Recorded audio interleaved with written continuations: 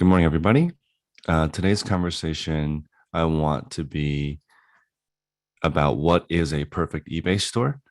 So I'm making the mentorship right now for um, for 10 people that I'm going to mentor to whatever their goals are. But those 10 people will be on video, but I'm going to do everyone else that wants to join. They can do the same thing with me, just not on video. So Tech and I are working on the advanced tutorial this month for eBay. All the things that we think would be required to have a solid eBay store. So I want to just add to this dedicated photography setup, a date-based inventory system, understand how eBay traffic works, understand the seller metrics. Okay,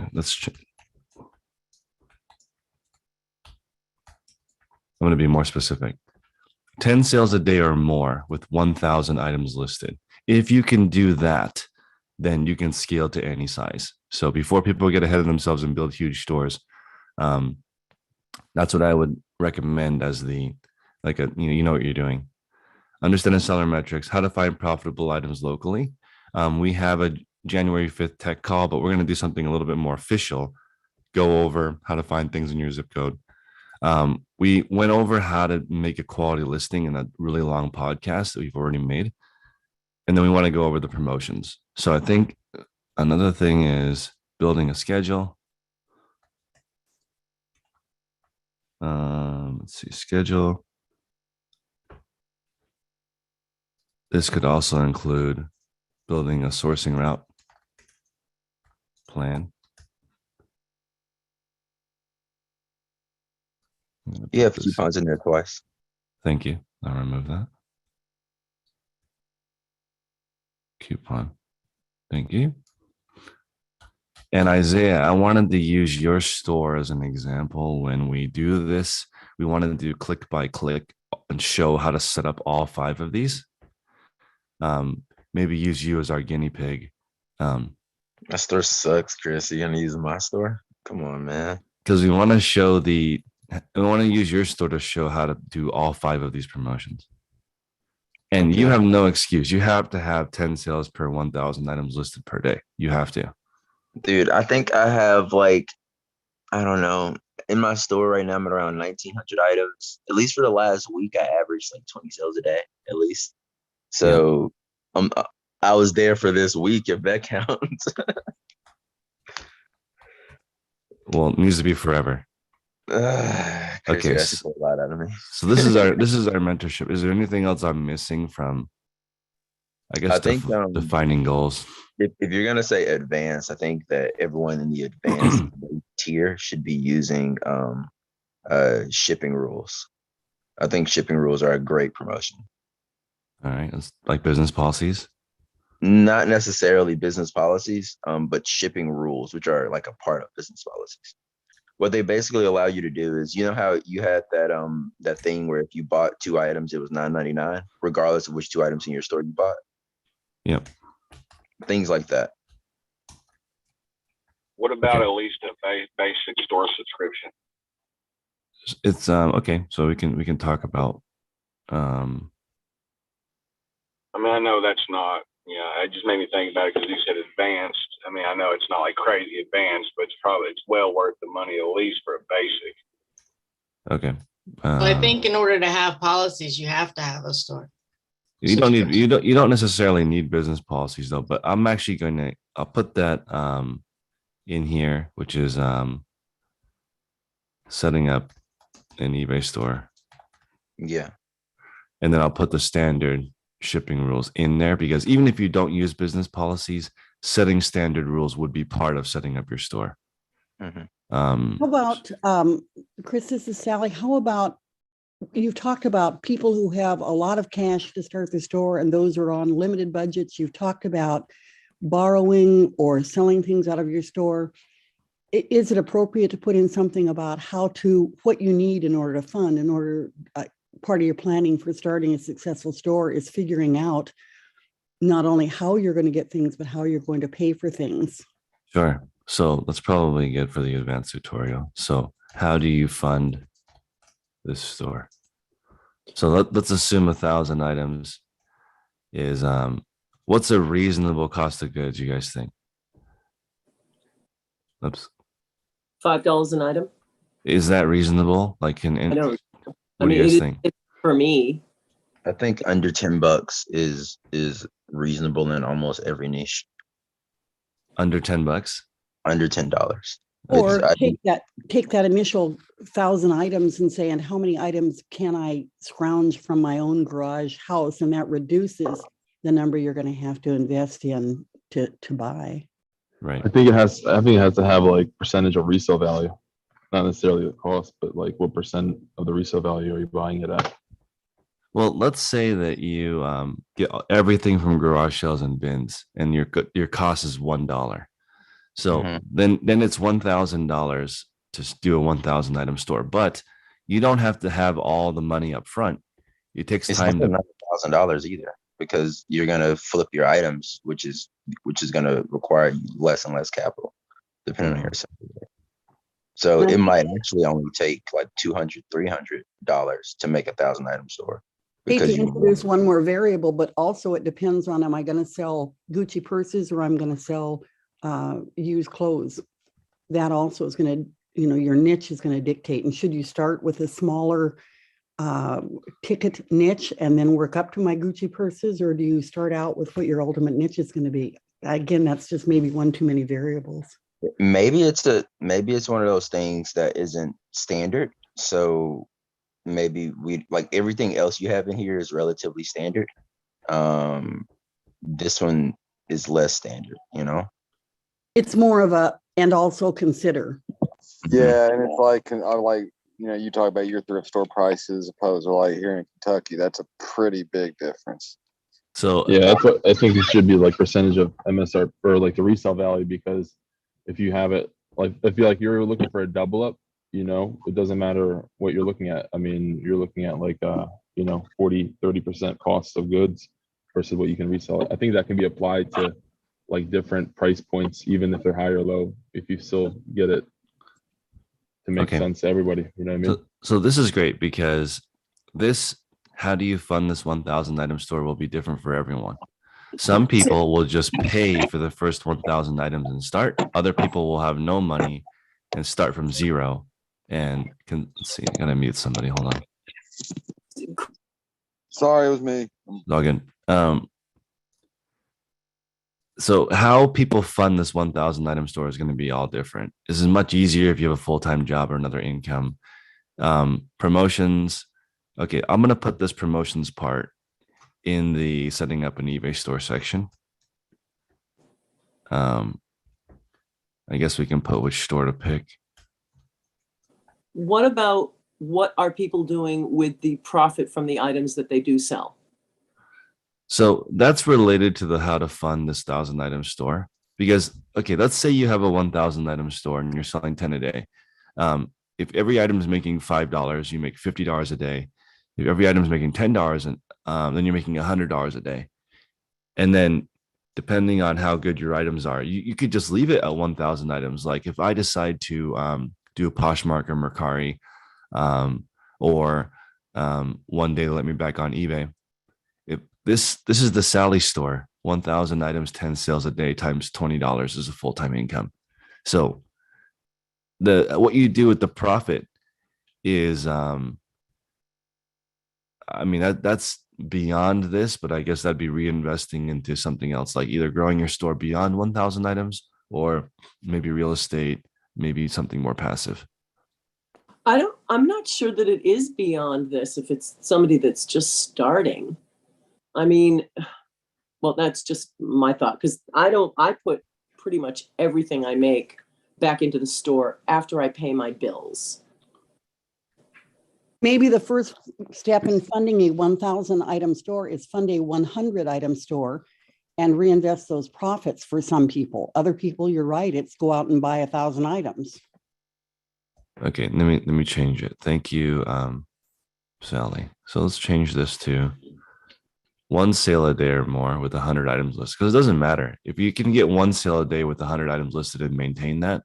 You at Restar Nirvana, you just list one a day, sell one a day, then you can do the same thing 10 times bigger.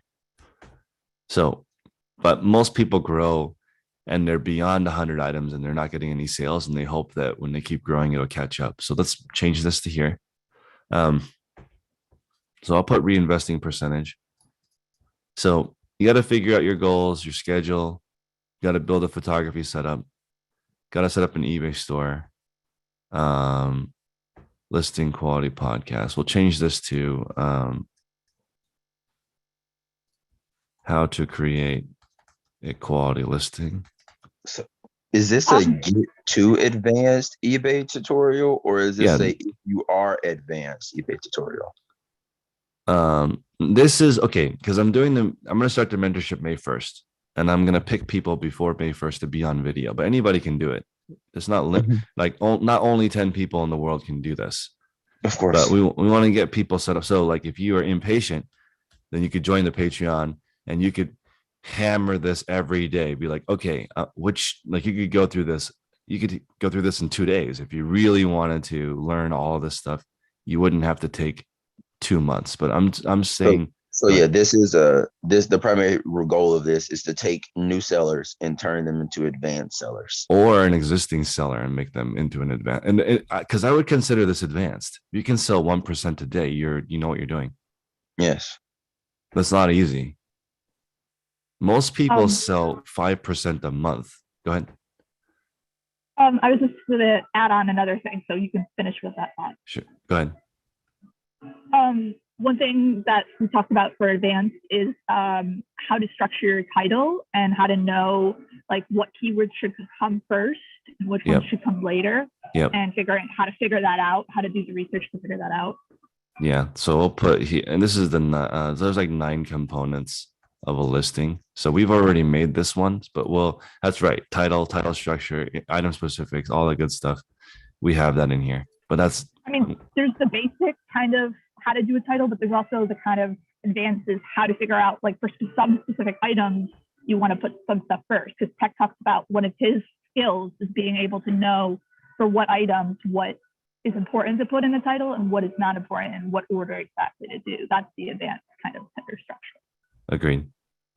Let's go, Andrew.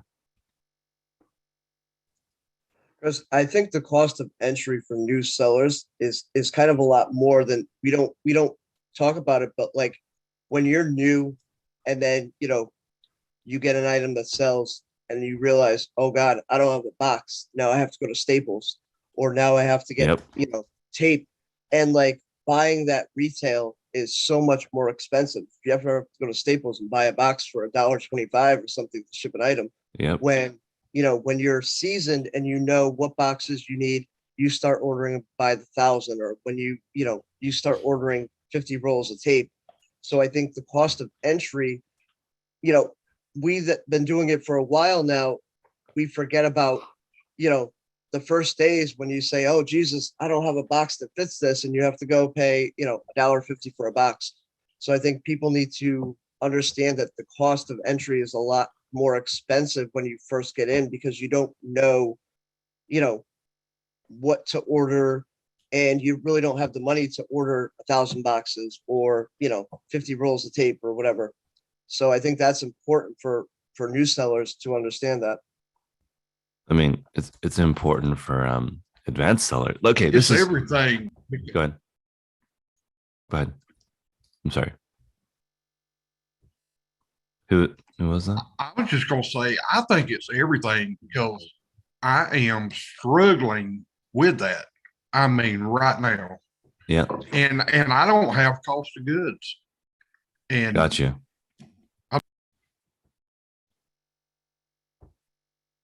I lost you.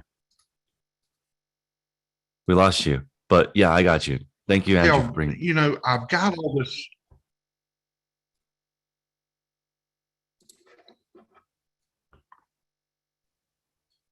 So the gentleman just speaking has a no cost of goods. So maybe he has a bunch of stuff he wants to sell or stuff around the house, but he's struggling with which supplies and all the shipping. So that's part of it. I agree with Andrew, because in the beginning you might be spending $300, $400, $500 on stuff that you may or may not need. So it's important to realize you don't need any money to start, but you would have to be a little creative to get the boxes and tape and use the dollar store. John?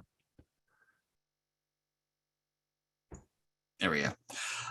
Yeah, I think before all of this, you need to set what the baseline is. Are we talking about a homeless person with no money, a college kid with $100, a middle class person with a steady job?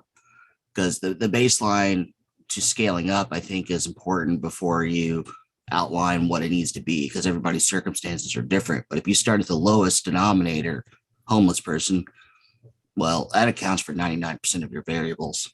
Well, I'm going to put that here because this is the main difference between everything else after how do you fund it is the same. How do you fund it? If you're homeless, it's different than if you have a full-time job. Everything else is the same though. Maya, is it Maya? Yes, it is. If I can unmute myself. Go ahead. As a new seller, Yeah. part of what, and being new to this group, part of, what might be easy is if you just kind of use probably some of the resources that you've already created around bookkeeping and do a little hand holding through integrating bookkeeping into your schedule or showing how to use some of the calculators. I know you've done videos on that stuff, but Yep. Instead of getting hung up on the details of, well, whose cost of goods is going to be $10 or whose is going to be $250, Yeah. more of like the bigger idea of how to look at your financial picture and financial health of your store, and how to patch up some of those hemorrhages. Like if you're hemorrhaging money on other subscriptions that you showed up to the group with, or Yep. other things that, I'm losing money on stuff and I need to just spend a whole day sitting down and being like, what can I cut out? Absolutely. That's huge because someone like simplifying. Okay. I'm gonna put this in here separate because a lot of people are so overwhelmed with clutter, distractions, subscriptions that they can't function. So this is another reason why turning this off for just a moment. Like you want to as low of overhead as possible mentally. That's why I always bring up like there are 18-year-olds in the group with no bills, no baggage, no kids, no significant other. They haven't been beat down by life yet. And for them, they might learn eBay in 2 days. But somebody that has multiple kids, marriage situation, work situation, they have such little mental real estate that maybe the first thing you need to do is just start getting rid of everything, get rid of people that suck, start getting rid of all the subscriptions, use that site that I recommend, unroll.me, and unsubscribe to probably hundreds of newsletters you've signed up to over the years, and reduce your overhead to nothing. I basically only have a few subscriptions. I only have YouTube Premium, so I don't have to listen to ads. I think everyone should do that because your time is so valuable. Like if you watch an hour or two of YouTube, like 20% of it is commercials, 10% of it is commercials. So get rid of that. That's all you need, as much info as possible that's useful. And then maybe Netflix if you work really hard and need to unwind. I don't know what else other subscriptions you would need. Keep it light. Sally? I'm sure, you and tech have pretty busy schedules, but on your to-do list, I'm just thinking, why am I so intently listening to this? And it's not because I'm new, and it's not because I don't know how to start a store. It's that my team got away from me. I got a 6-horse team and I'm only qualified to drive 2. So a help for people who have let their team get away from them and the wagon's kind of rolling free fall. This same type of approach for how do you get back on track when you don't have 10 items, you have 500 items, and you don't know, okay, there must be a same approach to a logical course correction at some point, and maybe at 300, everybody needs to do a course correction, or at least a course correction checklist, to make sure they're not gonna, do bad twice as fast. Thank you, Sally. Let me course correction would be repairing an existing store. Yes, and it's just kind of a check, like if you're traveling from Astoria, Oregon, where I am, to New York, occasionally you better look at a map and make sure you haven't taken a wrong road and wind up in frozen Monkey, Montana. I mean, people who are experienced should be doing that. Hell. Well, okay. I think Should people be, yeah. people are confusing small with beginner. There's plenty of people with a 500 item store that makes 6 figures. You don't need a big store. You just need to sell things. Yeah, you're not talking. The point of it isn't trying to figure out like how to get over 100 items. It's about getting the sell-through rate right. The 1%. Yeah, this is advanced. 1 per 100 is advanced. It's very hard. Sell-through rate. Most But people go ahead. I feel like the word beginner can be like applied to a lot of things. I think if you use the word starter, like a starter kit, I think that might be more applicable to like the population that you're talking about. You know what I mean? Well, a starter is different than a beginner. So in my opinion, a starter is somebody that just started out. A beginner, it might be somebody that has a store, but he's still new. He's under 6 months into it. You know what I mean? And then you can kind of like build it from there. But like somebody that starts something is somebody that's starting something new. A beginner is not necessarily a starter, because you can be doing it part-time for a long time and you can still be considered a beginner. Absolutely. I would consider there's plenty of people who have been doing eBay for 20 years that I would consider a beginner.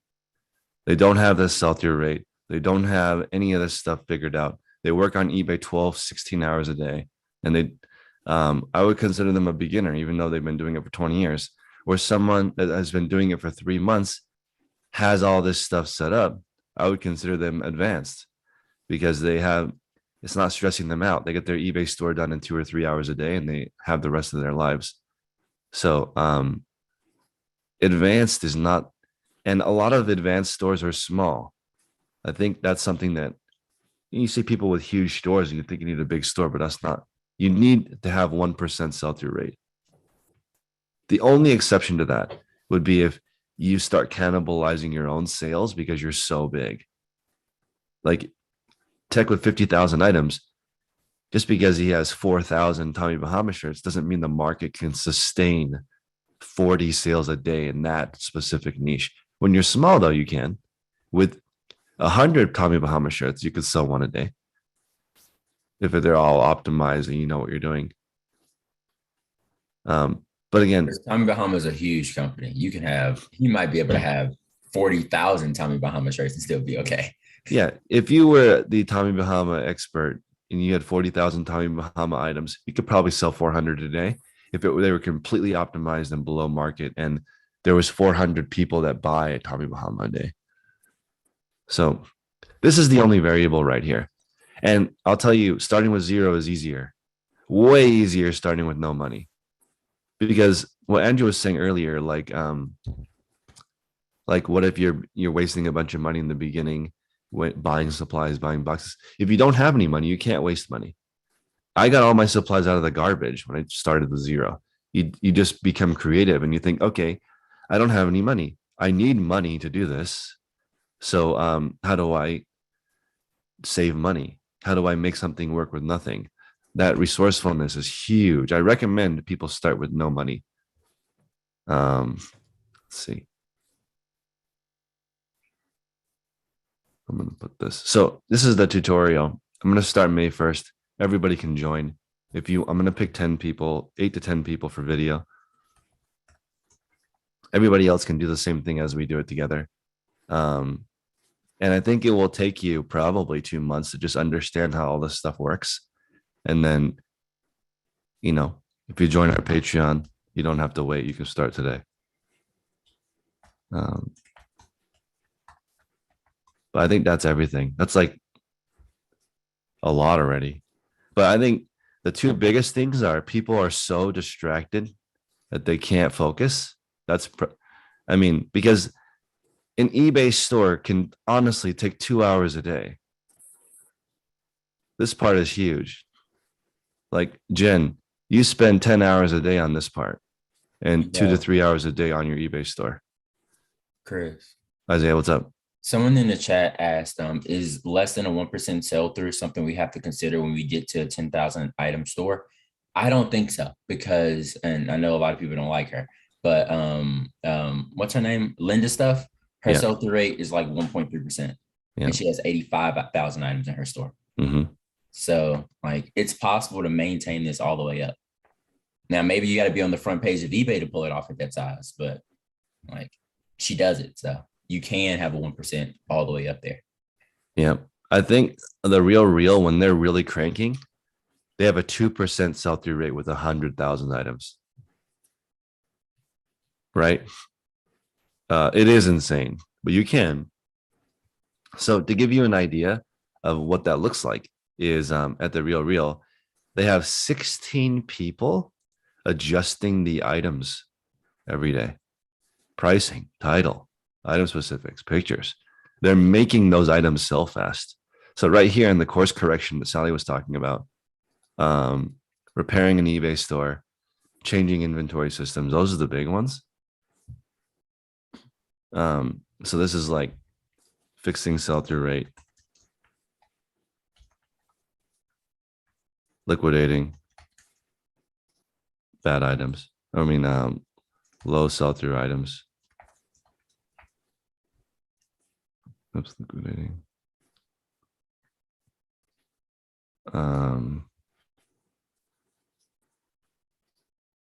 I'll put liquidating slow sellers.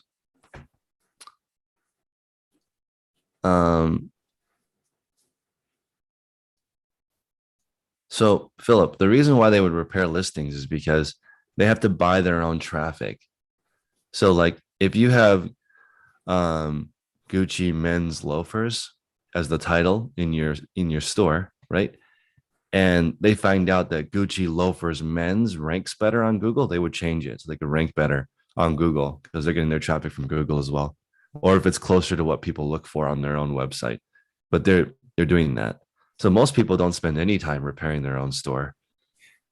Imagine the difference between you don't do anything on your existing store and a company that has 16 people full-time fixing the store. I mean, their stuff is going to sell insanely fast. It's on point. A lot of people are reporting that their real stuff sells the same month. That's 3.3% sell-through rate a day. That's your whole store selling every single month. So let's see. Sorry, I have a lot of questions. Bill's saying, what are my thoughts on Levi's secondhand prices? Levi's can charge more. This is the same across the board. If you have whose phone is that?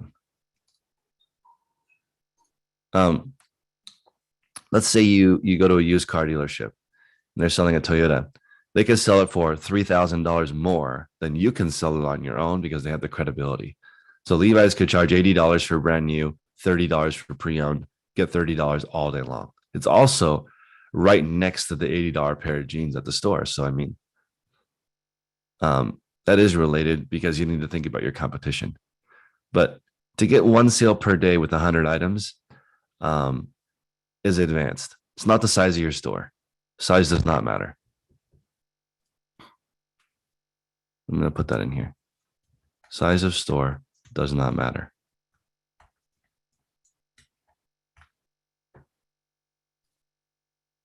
Size of the store. Sorry, Chris. I just joined. I was a little bit late, but What's up, Eduardo? how are you doing, man? I was just curious, why the size doesn't matter? Because Tech was always talking that size does matter for your numbers, but I'm not sure you're talking about the same thing. So I just wanted to be sure I understood. So if you get one sale per 100 items listed, I would consider you advanced eBay. I know, like if you have to have at least 100 items. So less than 100 maybe is too small. But if you have 100 and you sell one a day, list one a day, you know how eBay works. Gotcha. Okay. Awesome. So essentially, Eduardo, if you have 1,000 items, you need 10 per day. The ratio is more important.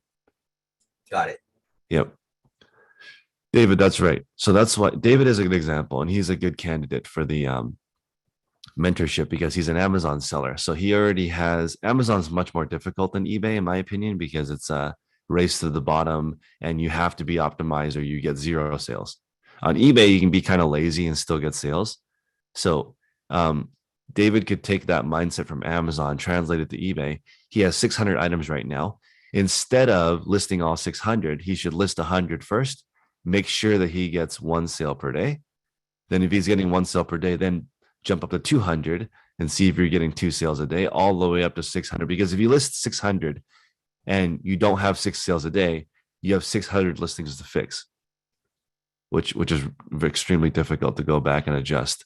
It's easier to start from zero. It's easier to start with no money, and it's easier to start over. So if you have 500 items in your store and have no sales, it would be easier to start over than to try to fix all 500 items, from my experience. Because you're forcing yourself to learn all this stuff. In the beginning, with 100 items listed, I was selling between 7 and 10 a day when I restarted my store because I know all this stuff. I think, I had a day with 90 items and I sold 17 items that day in the beginning while I was growing because everything was optimized. So I think I started with 0. By day 74, I had like $15,000 worth of stuff in my store already from 0. So I made $5,000 profit in 74 days, starting with 0, because essentially I was a 1/3 profit model. So I spent $5,000 on $15,000 worth of inventory, but I started with 0. So in the beginning, you can cheat because you could buy the same item over and over and over again. You could buy 100 iPads. That would be so easy. You would be an expert. So you want to make this as easy as possible. And this is going to sound so weird. It's easier to be lazy. Lazy scales, easy scales, simple scales, hard, difficult, research. That's really slow. Like a nativity set. No one is a nativity set expert. I'm sorry. How could you know? They're all different sizes. They're all, the people aren't even the same across the board. In different religions, they're all different. It's too hard. But if you pick something with the UPC code, it's actually really easy because you know the competition. The problem is the easier it gets, the harder it is to find. That's the key. Like if David could find 10,000 of the exact same SKU for Amazon, he wouldn't be in this call. Okay, so this is great. Sally is asking, how can you stop growing a fixture store without losing the views? This is great. So what you would do in course correction is you would maintain your listing goal. And then you would just also have a repair goal. So hopefully that makes sense. Let's say you have 500 items in your store and your listing goal is 5 a day. List 5 a day, fix 5 a day. 3 months later, your whole store is fixed and you're on the right track. Yeah. This is going to be a video series, an advanced one. So starting next month. So anybody that wants to join the Patreon right now, you guys are lucky because you'll be grandfathered into getting this. After May 1st, you have to join annual to get this series. Because right now we have like 5,000 hours of content. This content will be like 30 hours long and it will be all you need to know. So you could just join the group, listen to the 30 hours, call it a day, and you will know how to do eBay. And then join the Patreon and Facebook group to, for moral support because it's a long journey. But yeah, you can repair while you go. Just having a repair goal and a listing goal. And I think that there's a way for me to find somebody locally and do this in person because I think that this doesn't scale. I was thinking about doing a reseller center, right? And people come and you can watch in person how to do it, but I can only help like 5 people at a time. It's too slow. So we're going to have to do it virtually, unfortunately. But hopefully I can see, like people can turn on their camera and we can look in it and do it. So one more thought. When you are growing, you will list more than you sell. So Tom has 1,350 items in his store. He's listing 10 daily and selling 5.5 daily. In that scenario, when your store is growing, your sell-through rate will not remain the same. It'll be lower. The only way it starts to catch up is when you hit a goal and stop. So like Tom, if you were to list 10 now for the next 3 months, I'm sorry, for the next 100 days, you should be selling 10 a day. So Tim, if you're at 1,010 a day, depending on your category, if you're happy with that, then just continue, list 10, sell 10. If you're not happy with that, you could increase it to, let's say your goal is 15 per thousand or 20 per thousand. Then you would need to do some adjustments to get to that sell-through rate. And the main thing to do that would be price. Because if you're already at 1 out of 100, you already know what you're doing. At that point, to make it go faster, it would just be discounting. There really is no way to hack it other than just being cheaper than everybody else. And this is useful for any level of person. Tech finds this useful with a 50,000 item store. It's the same. It's just 500 little stores. That's all. It's the same. Big store is just little stores added together. Yes. So thank you, Philip. There's only one more I didn't add, which was the newsletter.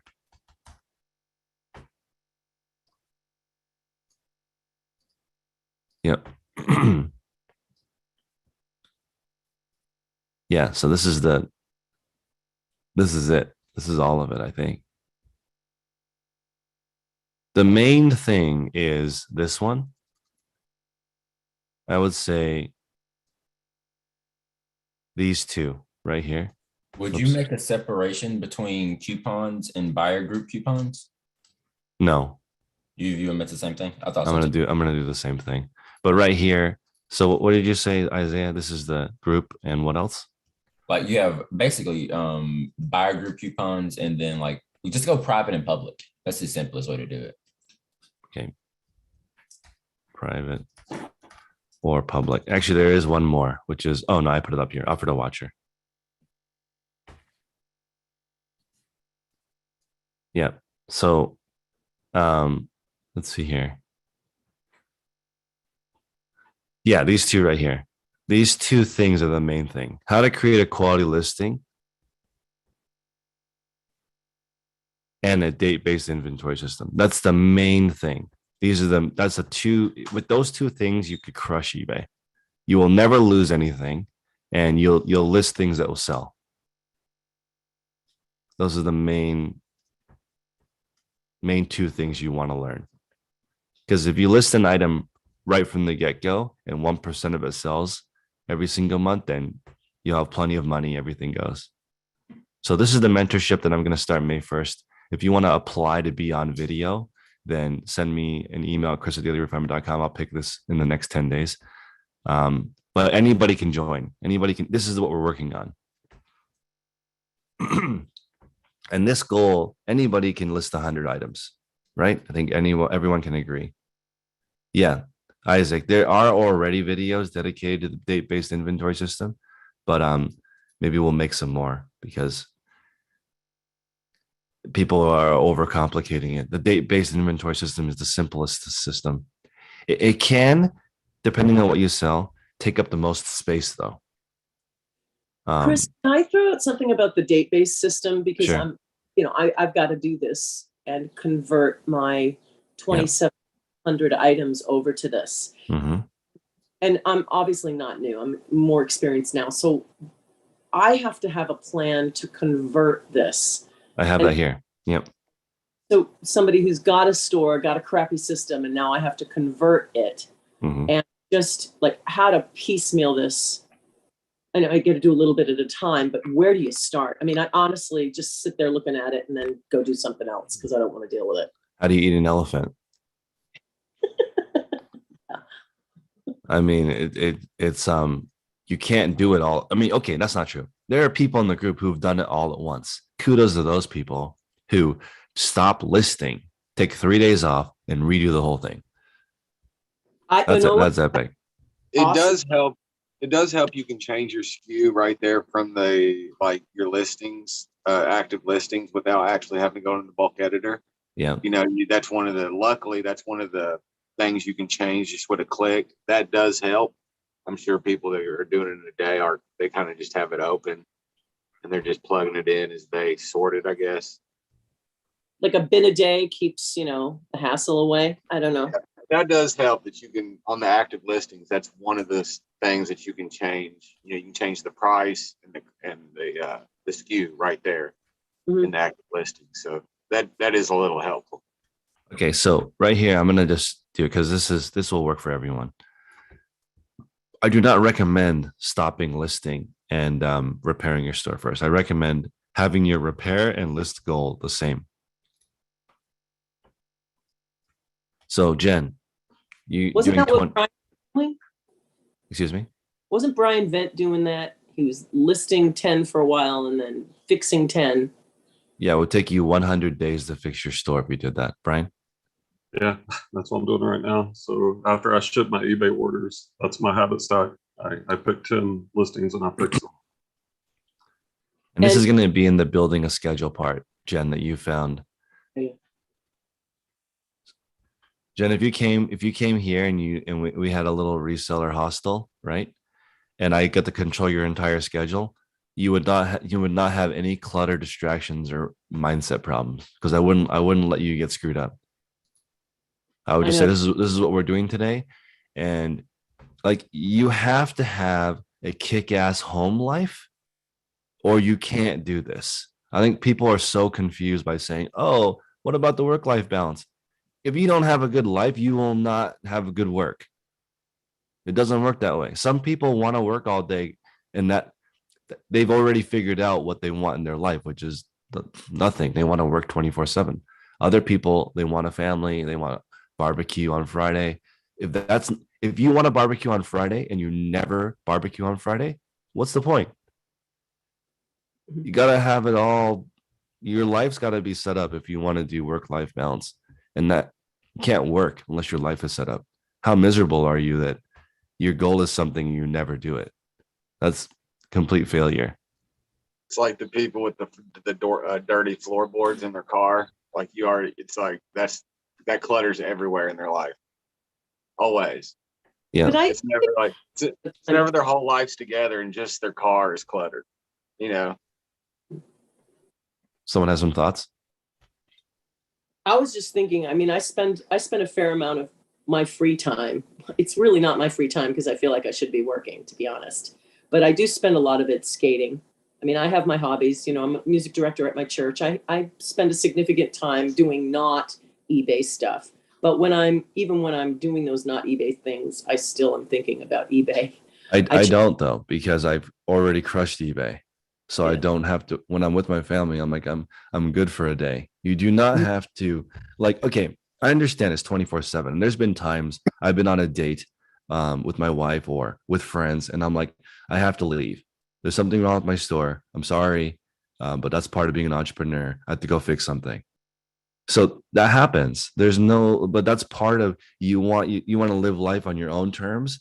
Then you have to do that sometimes, because it's like you've decided. An eBay store is like a person. It's not that much different than having a baby in a sense that there's needs you need to take care of if you want it to be healthy. Like you should feed your baby every day. That was people like that what I said this year. That is, how come some days you don't have to take care of your eBay store? That's ridiculous. When you have a 9 to 5, you can't just say, you know what, sometimes I don't want to come in. It doesn't work. So you have to have a really good home life or you can't have a good work life. I think it's the opposite. I think people need to realize that it's all together. If you crush an eBay store, usually your home life, it's like the only exception would be like you spend so much time working that you are not with your family. And I would argue if that's the case, your priority is work. Like, where Chris, does your time and your money go? If your time I and your think money doesn't go towards what you think is important, then that's not what you think is important. Eduardo? Yeah, I just had a quick question about Yep. the amount of items you sell per day. Yep. When you say a certain amount of items, let's say you have 1,000 listings, you start selling 10 per day. Yeah. When you're talking about 10, are you talking about 10 different orders to different people or 10 items that sold? For example, if an order has 3 items, does that count as 3 or as 1? Counts Just as so one. counts as 1. Because that's Order. what I've been looking like. In terms of orders, I'm getting anywhere between 7 and 15 a day. Yeah. But then in terms of items, I'm selling 25, 36. So it's like, I just wanted to understand that because. Yep. So, okay, let's put this into perspective a little bit. I sold 24,000 orders in the last 12 months, roughly, like 2,000 orders per month. But I average over 100 sales a day, even though I had 80 orders, right? Because four in one order, 10 in one order, it adds up over to, but we're talking about individual orders. And again, it gets much, much harder as your store grows because you have to maintain the 100 that you have, add another 100, maintain that 100. So let's talk about every 100 items being a different kid, right? Especially if you're in different categories. That means you've got a boy, 2 girls, and a sheep. Totally different needs, right? Those are very different. And a dog and a cat and a bird. That's confusing. It'd be easier to have 10 birds because then they're all exactly. So if you're raising all the same thing, it's much easier. Like we take our daughter to childcare. I don't know how they do it. There's babies, like just there's newborns, there's 6 months, there's 1 year, 2, 4, and 6. I'm sorry, it goes up to 2.5 years old from newborn. But like even from 6 months to 2.5 years old, it is so different. Different people, different supplies, different, like it requires this whole building to take care of these tiny people that are at all different levels of their life. So your eBay store is like that. If you have parts, complete, you have things that are for parts or only, you have things that are used, and you have things that are new. That's 3 different kinds of items you need to keep track of. And it requires different mindset, different systems, different customer service for things that are brand new and things that are for parts. So everyone needs to think about advanced eBay is sell-through rate. Advanced eBay is not the size of your store, it's sell-through rate. I'm going to change this real quick. This tech is taking care of like 6 different sheep. It's relatively straightforward. Let's see. Okay, advanced eBay isn't the size of your store. It's your sell-through rate. The perfect eBay store, you list, your store only has 10 items in it. It's a perfect eBay store. 10 items in your store, all 10 sell every day. That's so easy. You don't need a complicated inventory system. So in order to do that, right? Let's say we wanted to list 10, sell 10. You would have to, you could do it. You'd have to do like iPhones, right? You'd have to be like on Craigslist all day, Facebook Marketplace, Mercari, eBay. You would spend 14 hours a day buying 10 cell phones, right? Then you would spend 1 hour testing, grading, listing, because you only sell iPhones. So it'd be really relatively straightforward. 1 hour listing, you would spend half an hour shipping, and we would spend all day long looking for 10 iPhones. But if you're going to do, let's say you, in your category, 1% sell-through rate is impossible because the category is not strong enough. Let me give you an example. Dress shoes, not strong enough for 1% sell-through rate. It's not strong enough. There's not enough people buying dress shoes right now. The market's too low. So let's say it's 0.3% per month. So that means with 100 items, you only sell 10 per month. That's very different. You need more space. You need more capital because things take longer to sell. Totally different operation. but your sell-through rate has to match what you want. And since most people are getting started and most people don't have a ton of money, then do not start a business that has really slow sell-through rate, because you will get impatient. And people do this. They give away items that are too good. Like you have $100 item, they'll sell it for 60 just so they can get sales. And that crushes you. You can't do that. On a $100 item, you need the $90 or $80 because it'll still sell for 90 or 80 if you just wait a couple days. People get so desperate for sales, and then they hold on to their $20 item that's worth 24 forever. For 10 years, they hold on to that item.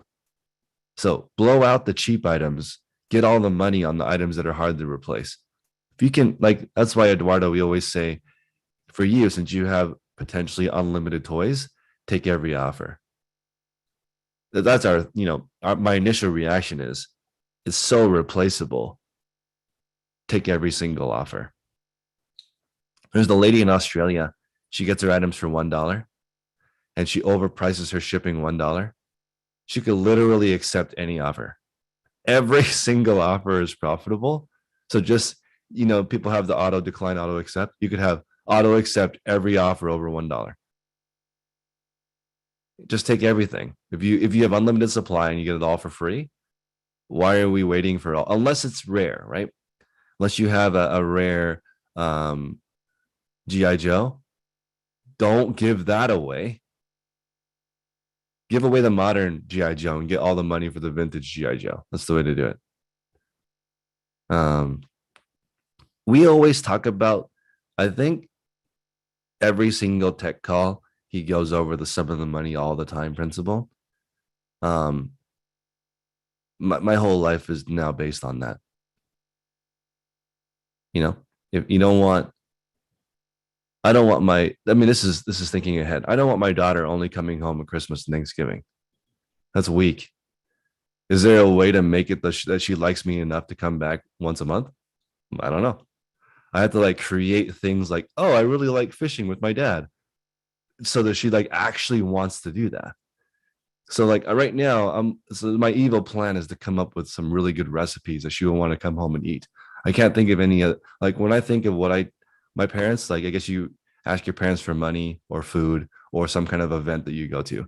But I think 90% of your time with your kids is before the age of 17. Right. So I would like to increase that.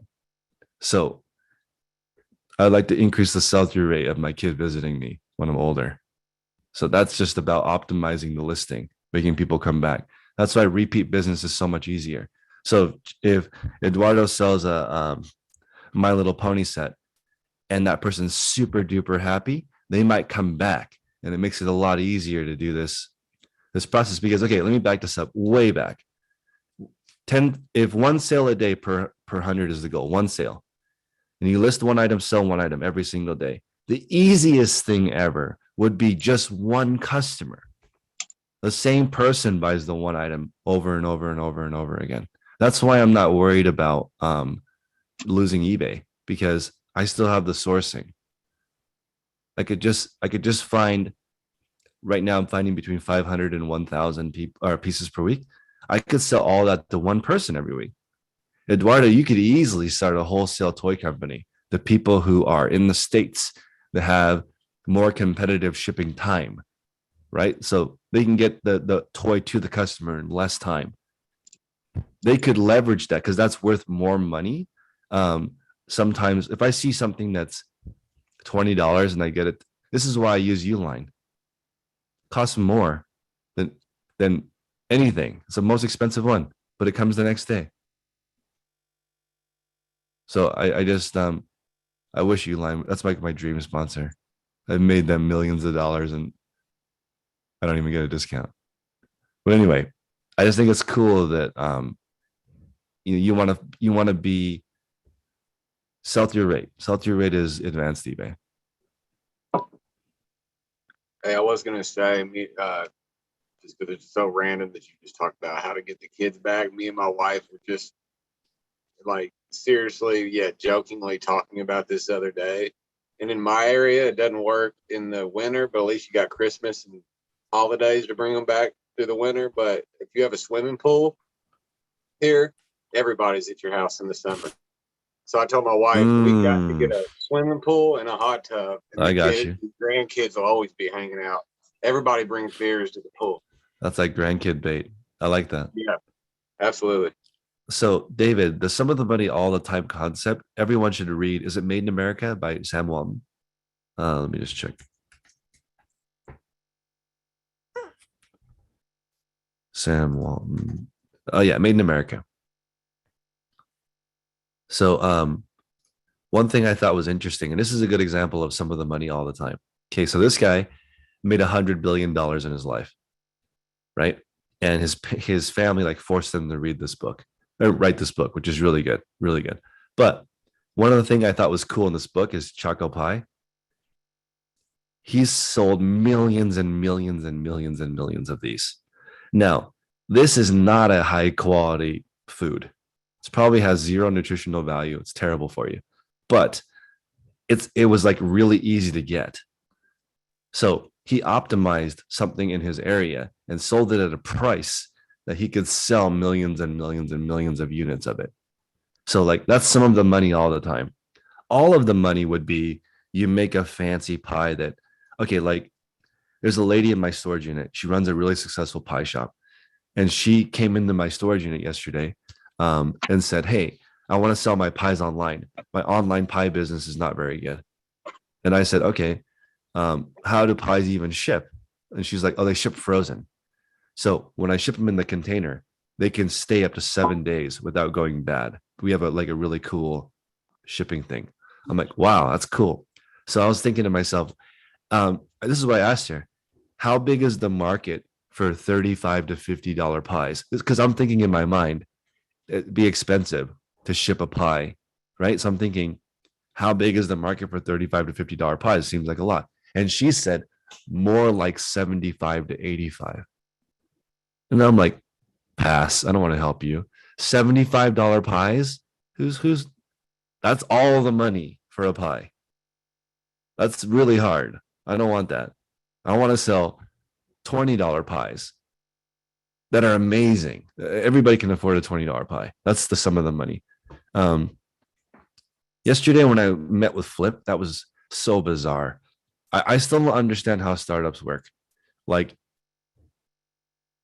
so he was telling me how Uber will never even break even. They've spent so much money, so much infrastructure that it will never break even. It can't break even. The operating costs are so high, they cannot break even, but they can create millions and millions of jobs so they can keep raising money. So I'm like, how does a company that's never made a profit make money? I still don't get it. I don't get how Chewy, that company, is everywhere. Like Tech mentioned that you see Chewy everywhere. I didn't even notice that until now, but I live in a complex and every single day there's huge boxes of Chewy. I think it's pet stuff. That company's never made a profit. How does that even work?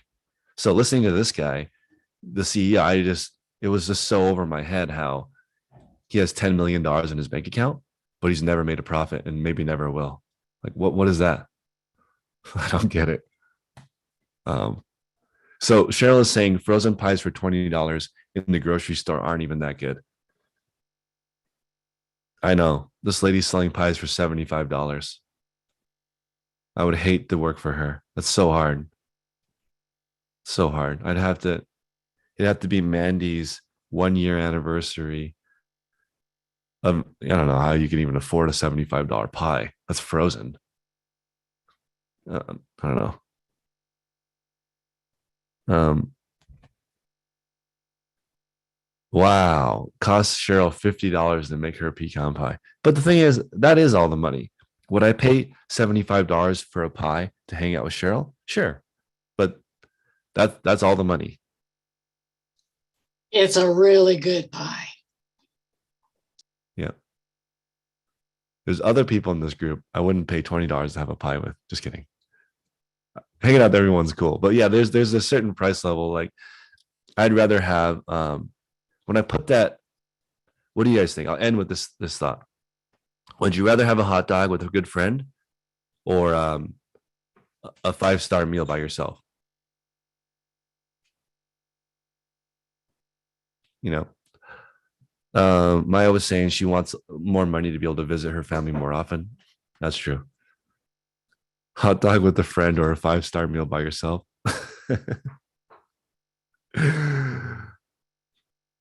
Yeah. Actually, I think, there's time to do both. You don't have to only do one. I got you though. I got you. Yeah, me too. I consider a Costco hot dog is fine. I'm not above that. I'm not above it. All right, so let me just recap. This is the mentorship. I'm gonna start May 1st on YouTube. I'm gonna pick 8 to 10 people. This is our Patreon. We have the podcast. We have calls on toys, books, shoes, Michelle's women's clothing call, jewelry, media with Jared. Jack does Amazon online arbitrage. Cheryl does bookkeeping and accounting. Mark does photography help. We have all this stuff. If you want to meet with us bi-weekly, it's $99 a month. Our beginning tutorial kind of goes over like how to make your first sale. And this advanced one is, you could be just starting out and still go for the advanced. It's just getting one sale per 100 items. So we're going to go over defining your goals, simplifying your life. This is huge. Most people, including me, my life had too much crap in it. It wasn't until I got rid of everything that this became easier to understand. How do you fund it? Building a schedule, photography setup, vertical flat lay for clothing, I think is easier. Flat lay on the ground is faster. eBay store, how to create quality listings, date-based inventory system, understanding the eBay traffic, the seller metrics, and then how to find profitable items locally. That's the sourcing part. That's why I brought up the Choco Pie. You might have to sell Choco Pies because holy crap, there's a handmade one for $35. Wow. Isn't Sam Walton the guy that started Walmart as well? Yeah, he's the Walmart guy. Walmart guy. His But book Choco Pie put him in that position. put him in the game. So look at this. This guy made $100 billion in his life, and his book is $3. That is so epic. Come on. Oh, I asked the question now. I see his So Walmart epic. hat. Go ahead. Oh no, I'm saying now I see his Walmart hat. After I Yeah, asked the question. Walmart hat. It's so awesome. I love it. And this guy had a work-life balance. Bill Gates drove his kids to school. Like his time is worth $100,000 an hour, and he drove his kid to school. So I mean, like, you can have everything. Yeah, we're working. The card call is the problem I have with the card call is that every single person does something different. Somebody will say only graded, and somebody will say never graded, and somebody will say only sealed packs. Everyone has a different model, so that call is just so crazy because everyone is different. There's a part-time seller find value in the $99 membership. I think there's more value in the Facebook membership because you can post unlimited questions 24 hours a day. And the $99 membership, we only meet twice a month. It's just if you want to hang out with us. It's not more worth it. It's less worth it. Chris, I don't think, sorry, Chris, I don't think the card call is much different than the jewelry call. Yeah. Because there's fine jewelry, there's vintage jewelry, there's fashion jewelry, and we all seem to get along in there. Okay. So maybe I think they could figure it out. And For the media call. Yeah. Yeah.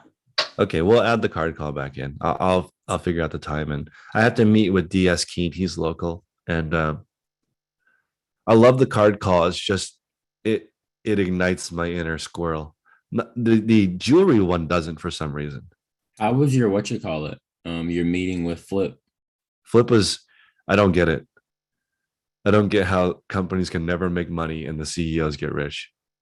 I kind of get it, but not really. I don't get how they can never turn a profit and that's okay. So before we go, Flip essentially is supposed to democratize reselling. So you could put up a lot, another reseller could buy it, and they don't have to pay for it because Flip will pay for it. So you get the items on consignment.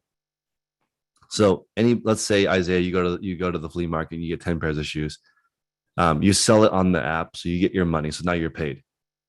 Paul buys your reseller a lot. He gets 10 pairs of shoes. He sells them.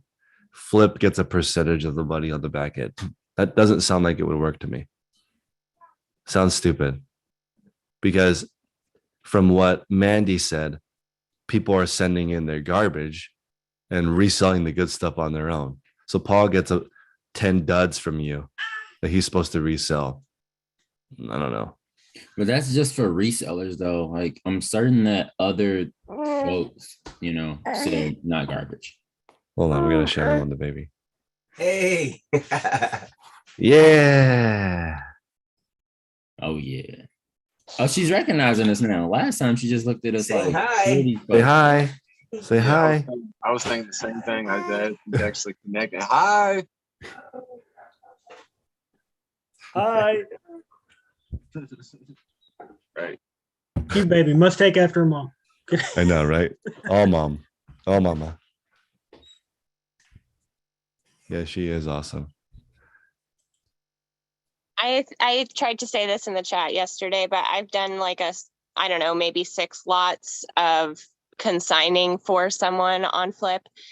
And I would say I had 2 like real customers who were just regular people with really nice clothes.